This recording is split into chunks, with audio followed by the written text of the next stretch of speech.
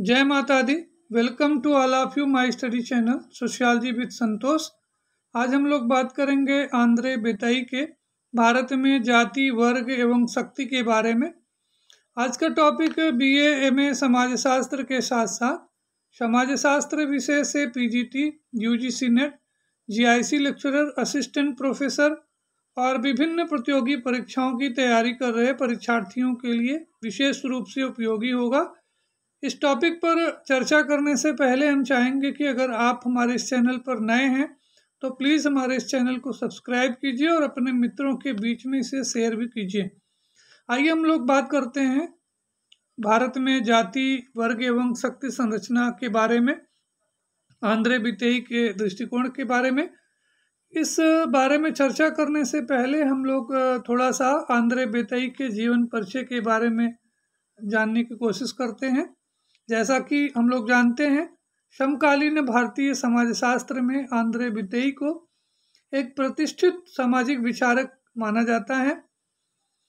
Andre साहब का जन्म 30 सितंबर 1934 को पश्चिम बंगाल में हुआ था। पश्चिम बंगाल में एक जगह है चंदन नगर, यहाँ पे आंद्रे बितेई का जन्म हुआ था।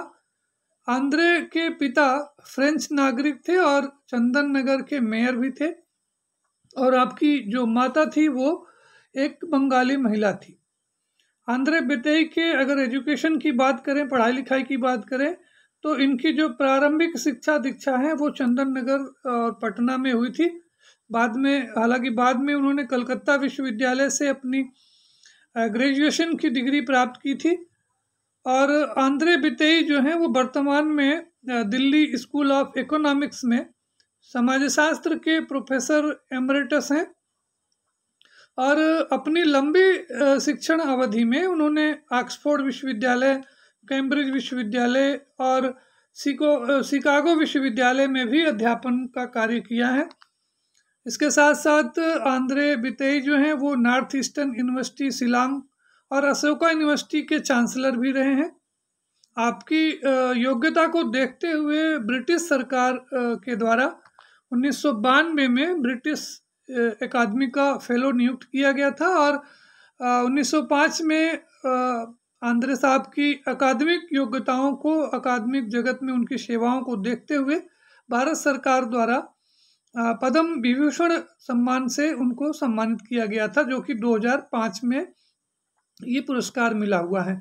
ये क्वेश्चन आपको कभी कभी पीजीटी में पूछा जा सकता है कि भारत में ऐसे कौन से समाजशास्त्री हैं जिनको कि भारत सरकार द्वारा पद्म विभूषण का पुरस्कार प्रदान किया गया है। तो आप इसको नोट करें कि ये जो पुरस्कार हैं वो आंद्रे बितेई को मिला हुआ है। इसी से जुड़ा हुआ एक पुरस्कार कभी कभी एग्जामिनेशन में पूछा जाता है कि भारत रत्न किसे दिया गया है। तो भारत रत्न जो है वो इकलौते ऐसे भारतीय समाजशास्त्री हैं जिनको आप शायद जानते होंगे, डॉक्टर भगवान दास। डॉक्टर भगवान दास जो हैं, इनको भारत सरकार ने भारत रत्न की उपाधि से इनको सम्मानित किया हुआ है। तो पुरस्कारों से की बात हुई थी, तो इसलिए हमने आपको यहाँ बताना जरूरी समझा। फिलहाल आंद्रे बितेई के बारे में आप इतना जानते रहिए कि इन्हें 1992 में फेलो ऑफ ब्रिटिश एकेडमी का इनको सदस्य बनाया गया था, फेलोशिप मिली हुई थी। और 2005 में भारत सरकार ने इनको पद्म विभूषण सम्मान से सम्मानित किया था, या ये पुरस्कार इनको दिया था। एमएन श्रीनिवास के शिष्य रहे, यानी ये जो आंद्रे बितेई महोदय हैं, ये इन्होंने एमएन श्रीनिवास के स्टूडेंट रहे, उनके ये छात्र रहे। और उन्हीं के निर्देशन में, उन्हीं के गाइडेंस में आपने caste, class and power, changing pattern of stratification in Tanjore village, इस विषय पर उन्होंने अपना शोध कार्य या पीएचडी जिसको बोलते हैं, अपना शोध प्रबंध जो है वो 1971 में एमएन श्रीनिवास महोदय के निर्देशन में पूरा किया था। यहाँ पर दो क्वेश्चन आपको परीक्षा की दृष्टि से बेहद उपयोगी हो जाते हैं। कभी कभी पूछा जाता है कि इनमें से कौन से जो विचारक हैं उनको वेबेरियन पर्सपेक्टिव का माना जाता है। तो आप जानते रहें कि जो आंद्रे बितेई हैं, इनको वेबेरियन पर्सपेक्टिव का सोशियोलॉजिस्ट माना जाता है, सामाजिक विचारक माना जाता है। और आंद्रे साहब जो हैं वो सूक्ष्म अध्ययन पद्धति के समर्थक हैं। यानी जो आंद्रे बिताई हैं, इनके बारे में दो चीज़ें आप हमेशा याद रखें कि आंद्रे बिताई जो थे वो बेवेरियन पर्सपेक्टिव से संबंधित थे और ये माइक्रो स्टडी में विश्वास रखते थे। माइक्रो, या जिसको आप हिंदी में बोलते हैं सूक्ष्म अध्ययन पद्धति के समर्थक थे। वास्तव में भारतीय सामाजिक विचारकों में आंद्रे बिताई महोदय जो थे वो इकलौते ऐसे सामाजिक विचारक हैं जिन्होंने समाजशास्त्रीय प्रविधि और विषय सामग्री को स्पष्टता से प्रस्तुत करने का प्रयास किया है। एक चीज़ और यहाँ पर महत्वपूर्ण हो जाती है कि बिताई जो हैं वो तुलनात्मक अध्ययन विधि के भी समर्थक हैं। यानी जैसे यहाँ पर आपने देखा कि वे बेवेरियन पर्सपेक्टिव के विचारक हैं और साथ ही वो सूक्ष्म अध्ययन पद्धति में विश्वास रखते हैं, उसको फॉलो करते हैं। तो यहाँ पर एक महत्वपूर्ण बात यह है कि बेवेरियन और सूक्ष्म अध्ययन पद्धति के साथ साथ जो आंद्रे बिताई महोदय हैं वो तुलनात्मक अध्ययन विधि के समर्थक हैं, उसमें विश्वास करते हैं। बिताई जो है वो स्पष्ट रूप से कहते हैं कि तुलनात्मक अध्ययन विधि के बिना समाज का कोई भी अध्ययन उपयोगी नहीं है। इसके द्वारा ही हम, यानी तुलनात्मक विधि के द्वारा ही हम विभिन्न समाजों के बीच में जो समानता और असमानता है, यानी विभिन्नता है, उसका अध्ययन कर सकते हैं। तो इस तरह से वेबेरियन पर्सपेक्टिव, सूक्ष्म अध्ययन पद्धति और तुलनात्मक अध्ययन पद्धति, ये तीन चीज़ें जो हैं वो आंद्रे बिताई महोदय के साथ जुड़ी हुई हैं। हालांकि इनकी जो बुक्स वगैरह हैं, इनके बारे में अगर हम चर्चा करेंगे तो वीडियो थोड़ा सा लंबा हो जाएगा, इसलिए हम आज के इस टॉपिक पर आते हैं। जो आज इनका जो मुख्य जिस पे हम लोगों को चर्चा करनी है, भारत में जाति, वर्ग और शक्ति के बारे में, कास्ट, क्लास एंड पावर के बारे में आंद्रे बिताई महोदय का उनका क्या ओपिनियन है, उनका क्या दृष्टिकोण है, इसके बारे में आज हम लोगों को चर्चा करनी है। जैसा कि हम लोग जानते हैं कि कास्ट, क्लास एंड पावर जो पुस्तक है, जो कि 1931 में 71 में प्रकाशित हुई थी, ये पुस्तक जो है वो एक्चुअली आंद्रे साहब की पीएचडी थीसिस है, उनका शोध प्रबंध है। इस शोध प्रबंध में बिताई ने तमिलनाडु के तंजौर गांव का अध्ययन किया था। उन्होंने मानवशास्त्रीय परंपराओं के अनुसार जो है अपना ये विस्तृत फील्ड वर्क, या जिसको बोलते हैं क्षेत्र कार्य, पूरा किया था। और जैसा कि मैंने अभी थोड़ी देर पहले आपको बताया था कि ये जो अध्ययन है वो प्रोफेसर एमएन श्रीनिवास के निर्देशन में पूरा किया गया था। और इस शोध कार्य को पूरा करने में, श्रीनिवास के निर्देशन में जो पूरा किया गया था, इस शोध कार्य को पूरा करने में लगभग 10 महीने लगे थे। यानी 10 माह तक जो है वो आंद्रे बिताई जो हैं वो तंजौर गांव में रहे। यानी 1961 से 1962 के बीच का ये जो 10 महीने का जो दौर है, इस अवधि तक जो है वो वहीं गांव में रहे और वहां पर रह करके उन्होंने सूक्ष्म स्तर पर एक अनुभविक कार्य किया था, एक फील्ड वर्क किया था। तो यहाँ पर 2-3 चीज़ें इंपॉर्टेंट है कि ये जो कास्ट, क्लास एंड जो पावर है, ये उनकी पीएचडी है, उनकी थीसिस बुक है, जो कि 1971 में पब्लिश हुई थी।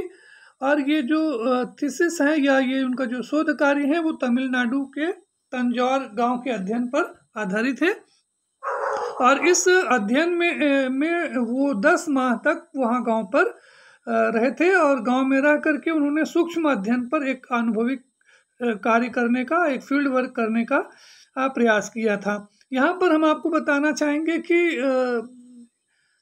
आंद्रे बिताई साहब ने तंजौर गांव का एक काल्पनिक नाम श्रीपुरम रखा था। यानी जो गांव था वो एक्चुअली उसका वास्तविक नाम तंजौर था, जो कि एक ब्राह्मण गांव था। और इस गांव का जो मुख्य खेती बाड़ी थी, वो मुख्य व्यवसाय जो था वो खेती बाड़ी था।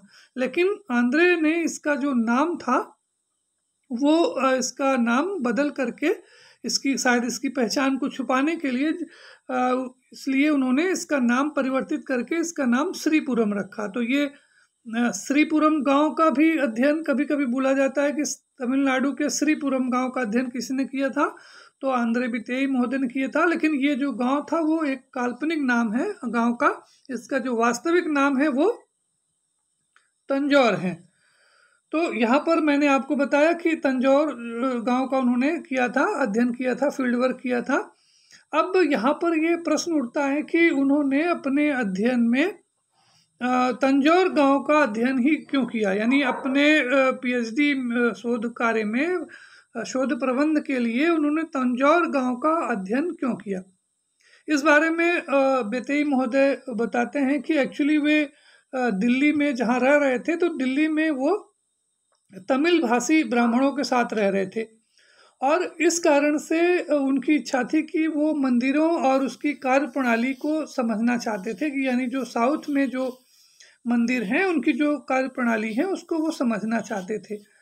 और अपने अध्ययन में, अपने ऑब्जर्वेशन में बेतेई ने देखा कि आश्चर्यजनक रूप से ब्राह्मणों का ग्रामीण क्षेत्रों और नगरीय क्षेत्रों में व्यवहार अलग अलग था। यानी उन्होंने देखा कि जो ब्राह्मण हैं, ब्राह्मण समुदाय के लोग हैं, उनका व्यवहार गांव ग्रामीण क्षेत्रों में कुछ अलग तरह का था और नगरीय क्षेत्रों में जहाँ पे आधुनिकता या क्या कह लीजिए कि जो पश्चिमी संस्कृति है वो उसका प्रभाव था, तो वहाँ पर उनका व्यवहार थोड़ा सा अलग था। यानी उन्होंने पाया कि कलकत्ता और दिल्ली की तुलना में जो ग्रामीण क्षेत्रों में जो रहने वाली जो जातियां थी उनके जो आपसी जो संबंध थे वो अलग अलग थे और शायद इसी कारण से उन्हें तंजौर गांव का अध्ययन करने की प्रेरणा मिली और उन्होंने अपना जो फील्ड वर्क है वो तंजौर जिले से, तंजौर गांव से प्रारंभ किया। और जैसा कि आपको पता है कि अपने अध्ययन में पूरा उन्होंने 10 माह तक जो है वहाँ पर वो रहे। और यहाँ पर एक चीज़ इम्पॉर्टेंट हो जाती है कि अपने अध्ययन को उन्होंने एक भीतरी अनुसंधानकर्ता के रूप में प्रस्तुत किया है।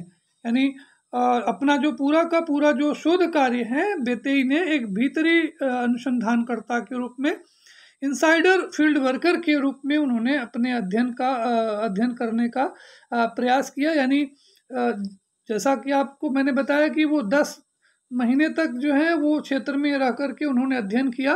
तो इस सर्वेक्षण की अवधि में वे गांव के लोगों के बीच इस तरह से घुल मिल गए थे कि लोग जो हैं उनको बाहरी सदस्य के रूप में नहीं समझते थे, बल्कि उनको गांव का एक सदस्य के रूप में, एक गांव का ही मेंबर के रूप में उनको जानने लगे थे या उनको उसी तरह से देखने लगे थे। तो इस तरह से यहाँ पर ये चीज़ें क्लियर हो गई कि उन्होंने जो अपना पूरा का पूरा जो 10 महीने का जो अनुसंधान कार्य है उसको एक इनसाइडर फील्ड वर्कर के रूप में पूरा किया है। और अगर तंजौर गांव की या श्रीपुरम गांव की जो सामाजिक संरचना है उसके बारे में बात करें तो बेतेई लिखते हैं कि ये जो गांव है वो एक तरह से ब्राह्मण गांव है। यानी यहाँ पर जो ब्राह्मण लोग हैं वो बहुसंख्यक हैं, उनकी आबादी ज़्यादा है, लेकिन गांव में गैर ब्राह्मण और अछूत जातियाँ भी पाई जाती हैं। और यहाँ पर एक चीज़ यहाँ पर बहुत मेंशन करना बहुत ज़रूरी हो जाता है कि आंद्रे बेतेई ने गांव के एक ब्राह्मण परिवार के घर रहकर अपना क्षेत्रीय कार्य पूरा किया था। हालांकि इस बारे में बहुत सारे लोग उनकी आलोचना करते हैं कि बेतेई ने अपना जो निवास स्थान है वो एक ब्राह्मण परिवार के घर में बनाया था। तो जो गैर ब्राह्मण जातियों के लोग थे, यानी जो दूसरे जो सामाजिक विश्लेषक थे, उन्हें संदेह की दृष्टि से देखते हैं। लेकिन बेतेई शायद ब्राह्मणों के साथ इसलिए रहना चाहते थे क्योंकि वो उस क्षेत्र के जो पढ़े लिखे लोग हैं उनकी सामाजिक सांस्कृतिक परंपरा को समझना चाहते थे। हालांकि बेतेई ये स्वीकार करते हैं कि उनकी पुस्तक में गैर ब्राह्मणों और आदि द्रविड़ों के बारे में जो तथ्य सामग्री है वह अपर्याप्त है और कमजोर है। फिर भी उनका ये कहना है कि उन्होंने ब्राह्मणों, गैर ब्राह्मणों और आदि द्रविड़ों के बारे में एक संतुलित विवरण या एक संतुलित अध्ययन करने का प्रयास किया है। तो यहाँ पर ये स्पष्ट हो गया कि जो श्रीपुरम गांव है वो एक ब्राह्मण गांव है। हालांकि इस गांव में ब्राह्मणों के अलावा गैर ब्राह्मण और अछूत जातियां भी रहती हैं। और अपना जो अध्ययन है 10 माह के बीच में जो उन्होंने अपना अनुसंधान कार्य किया था वो एक ब्राह्मण परिवार के घर में रह करके पूरा किया था। और अपने अध्ययन का उद्देश्य उन्होंने यानी श्रीपुरम गांव की सामाजिक संरचना तथा उसमें होने वाला परिवर्तन आंद्रे बेतेई के अध्ययन का मुख्य उद्देश्य रहा। यानी अपने अध्ययन का जो मुख्य उद्देश्य बेतेई ने रखा वो ये जानना चाहते थे, यानी उनका अध्ययन का जो उद्देश्य ये था, उनके अध्ययन का मुख्य उद्देश्य ये था कि श्रीपुरम गांव की सामाजिक संरचना में किस तरह से परिवर्तन होते हैं, इन परिवर्तनों में जाति, वर्ग और शक्ति की क्या भूमिका है।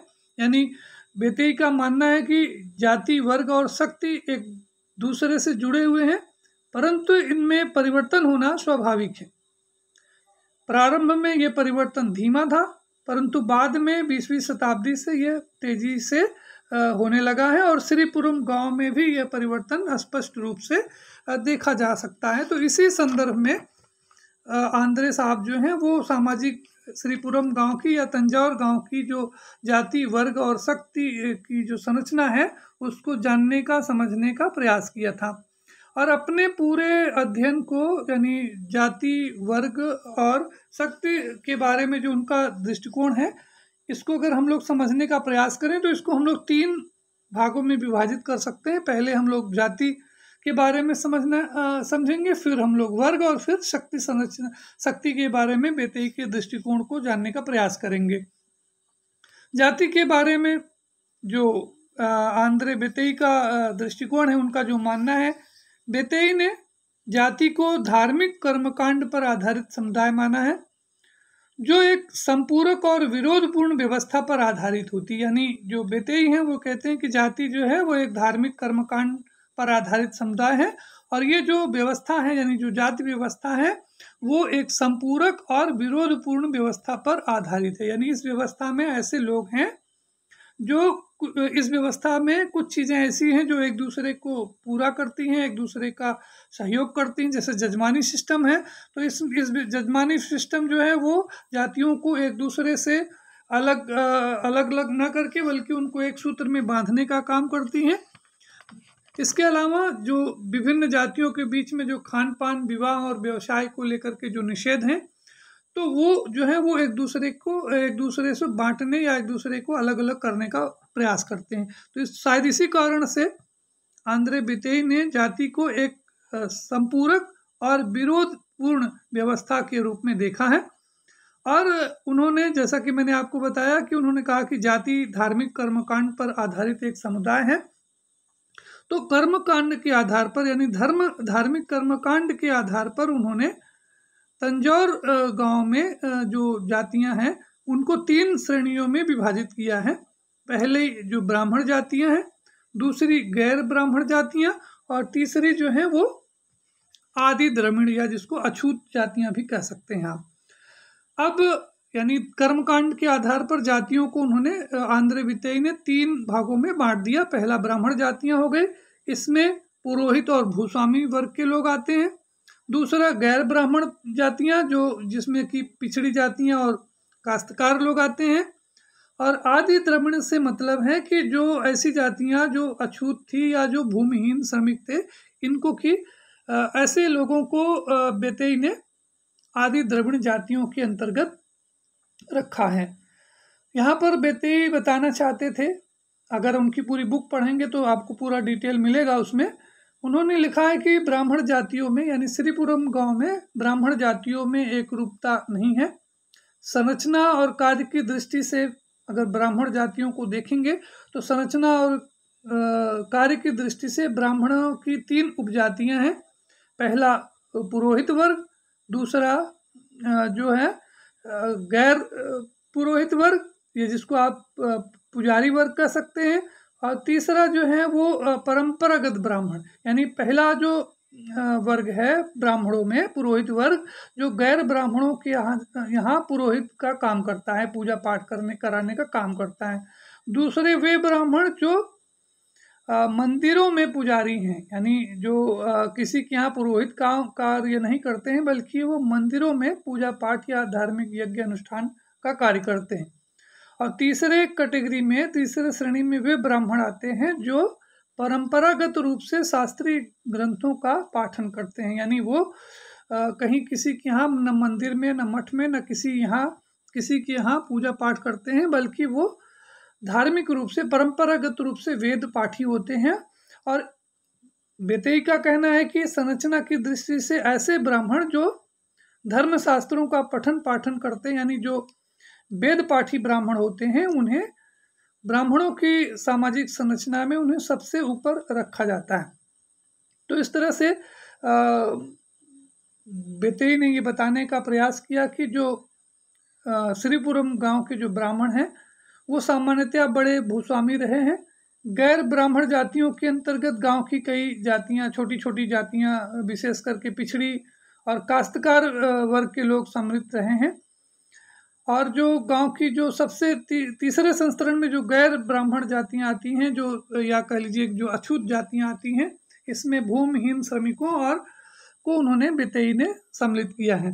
तो इस तरह से मैंने जैसे आपको बताया कि ब्राह्मण जातियों में एक रूपता नहीं है, और गैर ब्राह्मण जातियों में श्रीपुरम गांव में उन्होंने कुछ विशेष रूप से उनका उल्लेख किया है, जिसमें वेलेला, कल्ला, वेटाला, चटियार और पडेची, ये जो हैं वो तंजौर गांव की कुछ प्रमुख जो पिछड़ी जातियां थी उनका जिक्र किया उन्होंने। अब हम लोग चर्चा करते हैं श्रीपुरम गांव की वर्ग संरचना के बारे में। वर्ग संरचना के बारे में आंद्रे बेतई ने लिखा है कि वर्ग संरचना को उन्होंने उत्पादन के साधनों के साथ जोड़ करके प्रस्तुत किया है। यहाँ श्रीपुरम गांव की जो वर्ग संरचना है उसमें उन्होंने देखा कि संरचनात्मक रूप में यहाँ पर वर्ग व्यवस्था विद्यमान है, जो पूरे समाज को, संपूर्ण समाज को भूस्वामित्व के आधार पर वर्गीकृत करती है। यानी दूसरे शब्दों में अगर हम कहें तो आंद्रे बेतई ने जो श्रीपुरम गांव की जो वर्ग व्यवस्था है उसको भूस्वामित्व के आधार पर वर्गीकृत किया है। यानी उन्होंने जो समाज में जो कई वर्ग बनाए हैं, वर्गों की कई श्रेणियों को वर्गीकृत किया है, उसके विभाजन का आधार जो है वो भूस्वामित्व, यानी जमीन पर जिसको बोलते हैं जमीन का जो मालिकाना हक है, उसके आधार पर उन्होंने बताने का प्रयास किया है। बेतई के अनुसार श्रीपुरम में ग्रामीण जो वर्ग संरचना है वो मोटे तौर पर दो भागों में बटी हुई है।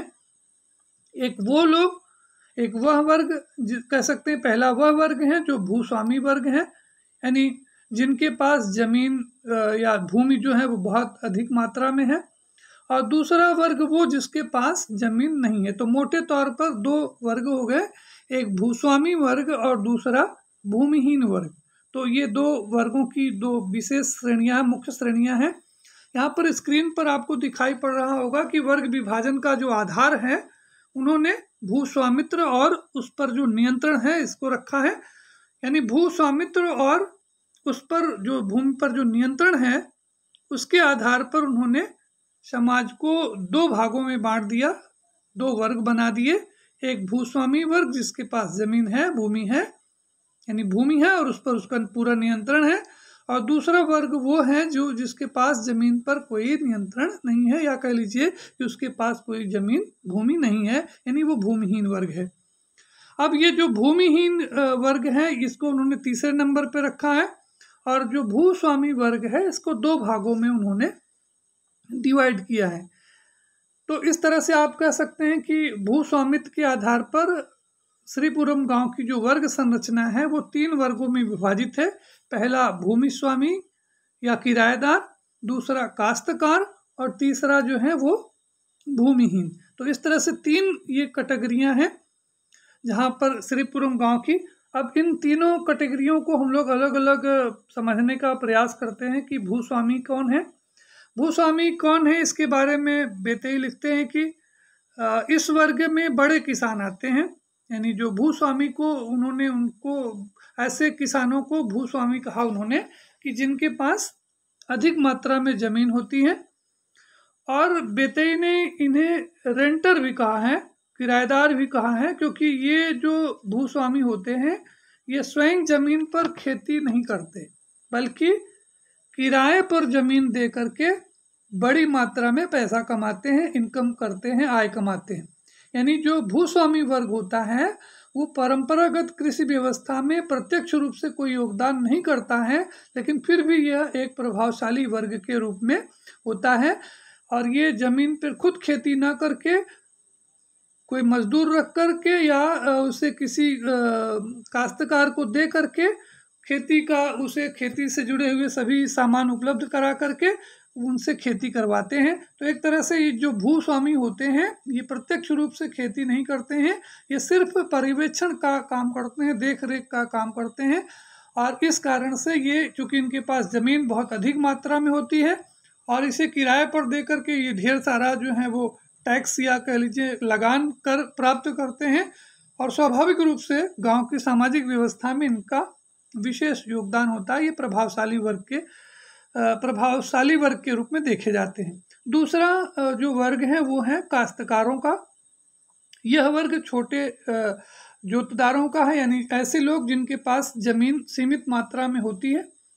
इस वर्ग के लोगों के पास इतने साधन उपलब्ध नहीं होते हैं कि मजदूरों के द्वारा ये खेती करा सकें, इसलिए काश्तकार वर्ग के जो लोग होते हैं वो अपने परिवार और खुद के या अपने परिवार के लोगों के द्वारा, उनके श्रम के द्वारा खेती करते हैं। तो भूस्वामी का मतलब समझ गए, जो लैंडलॉर्ड हैं जिनके पास बड़ी मात्रा में ज़मीनें हैं और वो खुद खेती ना करके दूसरों से खेती करवाते हैं, यानी काश्तकारों से खेती करवाते हैं। तो काश्तकार वे हुए जो छोटे जोतदार हैं जिनके पास अधिक मात्रा में ज़मीनें नहीं हैं। ये खुद के द्वारा और अपने परिवार के सदस्यों के द्वारा खेती करते हैं। इनको आप कह सकते हैं गरीब किसान कह सकते हैं, या इनके कह लीजिए कि इनकी जो सामाजिक आर्थिक स्थिति होती है वो मध्यम वर्ग की होती है, बहुत प्रभावशाली वर्ग के अंतर्गत ये नहीं आते हैं। तीसरे वर्ग में आंद्रे बेतेई ने सबसे निचले पायदान पर भूमिहीन वर्ग को रखा है। जैसे कि इसके नाम से ये स्पष्ट है, भूमिहीन का मतलब हो गया कि इनके पास किसी भी प्रकार की कोई जमीन, कोई भूमि नहीं है। यानी इस वर्ग में ऐसे किसान होते हैं जिनके पास न जमीन होती है, न जमीन पर किसी प्रकार का उनको कोई नियंत्रण होता है। ये बड़े बड़े भूस्वामियों, किराएदारों या फिर काश्तकारों की जमीन पर मजदूरी करके अपना भरण पोषण करते हैं। अधिकांशतः इनका शोषण किया जाता है और इन्हें वर्ष भर मजदूरी भी प्राप्त नहीं होती है। इस वर्ग में यानी भूमिहीन मजदूर जो वर्ग है, श्रमिक वर्ग है, इस वर्ग में कुछ ऐसे भी लोग होते हैं जो बटाई पर जमीन लेकर के खेती का कार्य करते हैं। और बेतेई ने कहा कि बेतेई का कहना है कि ये जो भूमिहीन वर्ग है इसकी जो सामाजिक आर्थिक स्थिति होती है वो सबसे निम्न स्तर की होती है, सबसे निचले पायदान पर होते हैं। अगर हम लोग शक्ति संरचना की बात करें तो शक्ति संरचना के बारे में बेतेई ने लिखा है अपने श्रीपुरम गांव में जो शक्ति संरचना है उसका विश्लेषण करते हुए उन्होंने बताया कि गांव में जाति और वर्ग दोनों ही विद्यमान है और दोनों में ही शक्ति है। यानी श्रीपुरम गांव में जाति भी है और वर्ग है और दोनों में ही शक्ति है। उनका कहना है कि शक्ति संरचना में भी श्रेणीबद्धता है, परंतु यह जाति और वर्ग के संतरण से थोड़ा अलग है। शक्ति जो है वो प्रमुख रूप से जाति पंचायतों, धार्मिक समूहों के पास विद्यमान है। यानी श्रीपुरम गांव में जो शक्ति है वो प्रमुख रूप से उन लोगों के पास है जो जाति पंचायतों से जुड़े हुए हैं या जो धार्मिक समूहों से जुड़े हुए हैं। तो आप कह सकते हैं कि जो शक्ति है उसका जो केंद्र है वो जाति पंचायत है और धार्मिक समूह है। और उन्होंने शक्ति संरचना को स्पष्ट करते हुए ये बताने का प्रयास किया अपने शोध प्रबंध में कि भारत में जाति व्यवस्था है और यहाँ उच्च जातियाँ ही अभिजन होती। ज़्यादातर उच्च जातियों में ज़्यादातर लोग ऐसे होते हैं जो बड़े भूस्वामी होते हैं। श्रीपुरम गांव के अध्ययन में उन्होंने पाया कि पहला जो वर्ग, जैसे मैंने आपको बताया कि पहला जो भूस्वामी वर्ग है, जो अभिजन वर्ग है, आज इसको आप शक्तिशाली वर्ग कह सकते हैं। और दूसरा जो वर्ग है जो भूमिहीन थे, जिनके पास किसी प्रकार की कोई जमीन नहीं थे, जिसको कि उन्होंने कमजोर वर्ग या निम्न वर्ग के रूप में परिभाषित करने का प्रयास किया है, प्रस्तुत करने का प्रयास किया है। यहाँ पर बेतेई महोदय ये बताने का प्रयास करना चाह रहे थे कि विभिन्न कारणों से जो परिवर्तन उत्पन्न हुआ है उन परिवर्तनों के बाद भी, जैसे आप जानते हैं कि औद्योगिकरण है, नगरीकरण है, पश्चिमीकरण है, बहुत सारी ऐसी सामाजिक परिवर्तन की प्रक्रियाएं आई हैं जिनके परिणाम स्वरूप जो है वो पूरे भारत की जो सामाजिक संरचना है उस वो परिवर्तित हुई है।